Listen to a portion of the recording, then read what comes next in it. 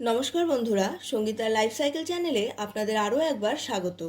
আজকে আমি আপনাদের জন্য এনেছি কাশ্মীরের একটি বিখ্যাত চা পিঙ্ক টি বা গোলাপি টি বা নুন টি এর রেসিপিটি। এটি অত্যন্ত হেলদি এবং যারা চা খেতে ভালোবাসেন তাদের এর কালার এবং টেস্ট দুটোই ভীষণ ভালো লাগবে, তাই এটা একটা মাস্ট ট্রাই রেসিপি। তো চলুন দেখে নিই এই চা বানানোর পদ্ধতিটি। এই চাটা বানাতে সময় একটু বেশি লাগে, মোটামুটি 30 মিনিট থেকে 40 মিনিট, কিন্তু যেটা রেজাল্ট বেরিয়ে আসে সেটা সত্যি আউট অফ দ্য ওয়ার্ল্ড। আর এই চায়ের আরেকটি বিশেষত্ব হলো এই চাটা বানিয়ে ঠান্ডা করে যদি এয়ারটাইট কন্টেনারে ভরে ফ্রিজে রেখে দেন তাহলে মোটামুটি 15 দিন পর্যন্ত এই চায়ের টেস্ট এবং কালার অপরিবর্তিত থাকে। কাজেই একদিনের খাটনিতে আপনি অনেক দিন এই চায়ের টেস্ট নিতে পারবেন। তো চলুন দেখে নিই এই চা বানানোর পদ্ধতিটি। এই চা বানানোর জন্য এখানে কিছু গোটা গরম মশলা নিয়ে নিয়েছি। এর মধ্যে ছোটো এলাচের মাথাগুলোকে ফাটিয়ে দেব এবং সবটা মশলা চা বানানোর সময় জলের মধ্যে দিয়ে দেব। এই চা বানানোর পদ্ধতিটা কিন্তু একদম ইউনিক। আমি এখানে 3 কাপ বরফ শীতল জল নিয়েছি। নর্মাল টেম্পারেচারের জলে এই চা কিন্তু ভালো হবে না। এই চা বানাতে গেলে একদম বরফ ঠান্ডা জলেরই প্রয়োজন। এইবার এই জলের মধ্যে সমস্ত গরম মশলাটা ঢেলে দেব এবং একটু গরম হতে দেব। জলটা যখন একটু গরম হয়ে যাবে তখন এর মধ্যে 3 চামচ গ্রিন টি মিশিয়ে দেব।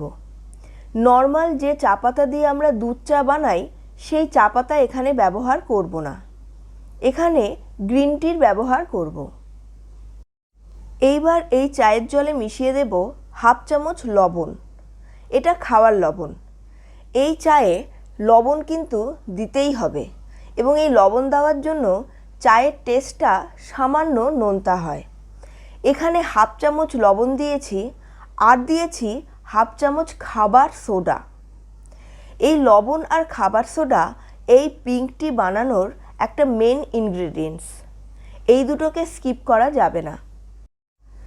এই লবণ এবং খাবার সোডা দেওয়ার জন্যেই এই চায়ের কালারটা আসে একদম গোলাপি রঙের। কাজেই এই দুটোকে যদি স্কিপ করে দেন তাহলে পরে চায়ের কালারটাই আসবে না। বন্ধুরা, এইবার এই চাটা এইভাবে ফেটিয়ে ফেটিয়ে ফোটাতে হবে এবং ফোটাতে হবে ততক্ষণ যতক্ষণ না পর্যন্ত এই 3 কাপ জল রিডিউস হয়ে 1 কাপে পরিণত না হয়ে যায়। এখানে 3 কাপ জল ফুটে ফুটে 1 কাপ হয়ে গেছে। এখানেই কিন্তু শেষ নয়। এই চায়ের জলটা যখন ফুটে 1 কাপে পরিণত হয়ে যাবে তখন এর মধ্যে আবার 3 কাপ বরফ শীতল জল মিশিয়ে দেব। এবার তাহলে 1 কাপ জল ছিল, আরও 3 কাপ জল, মানে মোট 4 কাপ জল এর মধ্যে আছে। এই 4 কাপ জলটাকে আবার ফুটিয়ে ফুটিয়ে 1 কাপে নিয়ে আসব।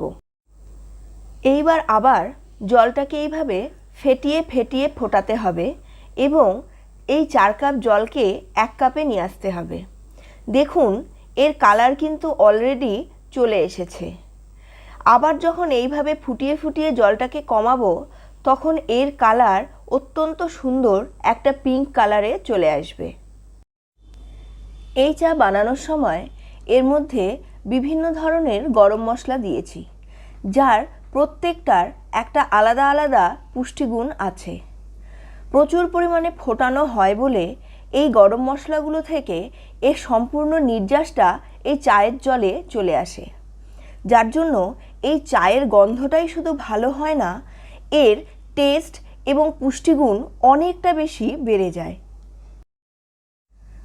আর এই চায়ের মধ্যে খাবার সোডা আর লবণ দিয়ে অনেকক্ষণ ফোটানো হয় বলে এই চায়ের রং নর্মাল চায়ের রঙের থেকে একদম আলাদা হয়ে যায় এবং একটা পিঙ্ক কালার চলে আসে।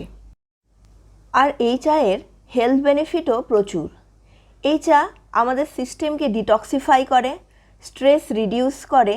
সাধারণত ঠান্ডা লেগে গেলে এই চা সেখান থেকেও আমাদেরকে রিলিফ দেয়। এছাড়া স্কিনের গ্লো বাড়াতেও সাহায্য করে। চায়ের জল যখন ফুটে 1 কাপে চলে আসবে তখন এবার চাটাকে ভালোভাবে ছেঁকে নেব এবং ঠান্ডা করে নেব। তারপরে একটা এয়ারটাইট কন্টেনারে ভরে ফ্রিজে রেখে দেব।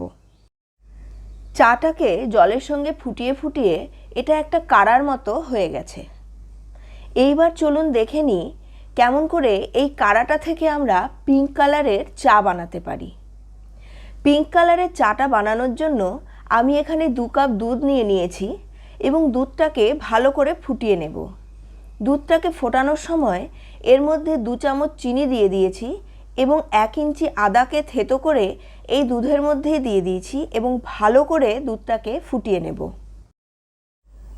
দুধটা যখন ভালোভাবে ফুটে উঠবে তখন এর মধ্যে বানিয়ে রাখা চায়ের কাড়াটা অল্প অল্প করে মিশিয়ে দেব। এখানে একটা ব্যাপার মাথায় রাখতে হবে, চায়ের কাড়াটা যদি গোটাটাই দুধের মধ্যে মিশিয়ে দিই তাহলে চায়ের কালার পিঙ্ক তো হবেই না, উপরন্তু টেস্টও হয়ে যাবে একদম তিতকুটে।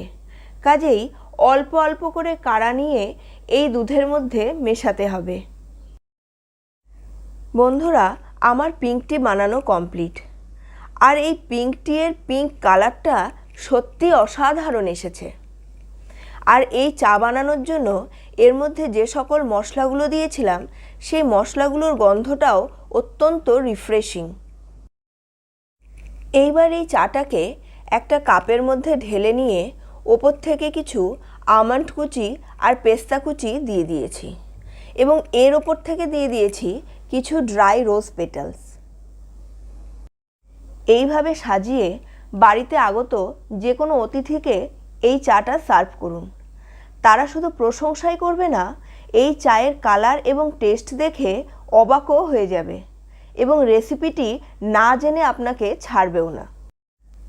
আশা করছি আমার আজকের এই ইউনিক পিঙ্ক টি এর রেসিপিটি আপনাদের ভালো লেগেছে।